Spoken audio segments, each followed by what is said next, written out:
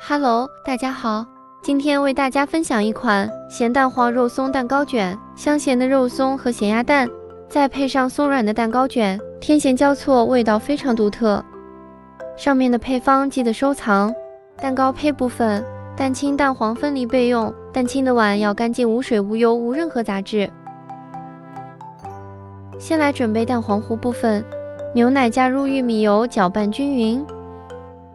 再加入过筛好的低粉，用蛋抽用机自行的方法搅拌均匀，拌匀即可避免起筋。再加入蛋黄搅拌均匀。蛋黄糊搅拌好的状态是顺滑细腻的，没有任何颗粒，放在一旁备用。然后再做蛋清部分，蛋清加入少许柠檬汁，用打蛋器搅打。再把糖分3次加入蛋清进行搅打。蛋白的搅打这一步很关键，它决定了最后烘烤的一个成品状态。所以在蛋白搅打的时候，一般会加入少许柠檬汁，来稳定蛋白的状态。如果家里没有柠檬汁的，也可以选择用白醋来代替。最后蛋白搅打到像这样，有一个细腻光滑的小弯尖尖的状态就可以了。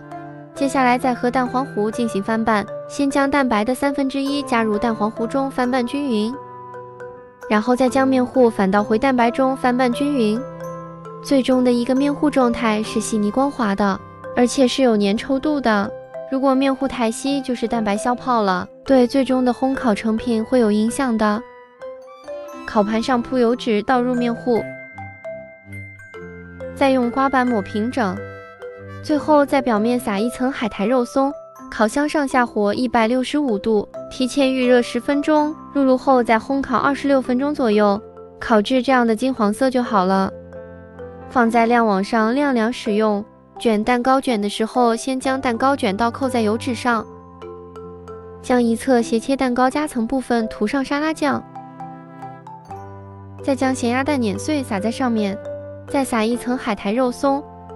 最后用擀面杖帮助我们把蛋糕卷卷起来就好了，然后再把蛋糕卷分成小块状。今天我们的咸蛋黄肉松蛋糕卷就做好啦，喜欢的记得关注我哦。